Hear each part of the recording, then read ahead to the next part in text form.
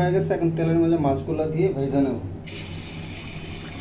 আমাদের মাছ কমপ্লিট ভাজা হয়ে গেছে, এখন উঠাই নিই। কি সুন্দর ভাজা হয়েছে মাছগুলো। মাছ ভোনার জন্য পেঁয়াজ টমেটো সিদ্ধ করা হচ্ছে।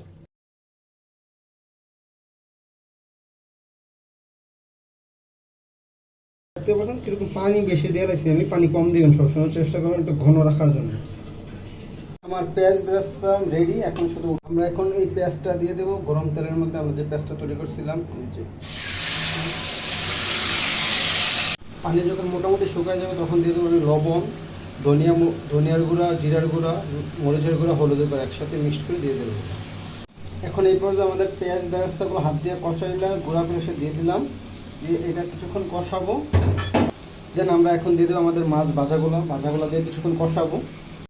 অবশ্যই লবণ টেস্ট করতে ভুলবেন না, লবণ টেস্ট অবশ্যই করা লাগবে। দেখবেন লবণ লাগবে কিনা। আমাদের লবণ লাগবে, আমি একটু লবণ দিয়ে নিতেছি। লবণটা অবশ্যই টেস্ট করে নেবেন। বাস আমাদের রান্না মোটামুটি কমপ্লিট। এখন আমরা ধনিয়া পাতা দিয়ে বাস রেডি করে নেব।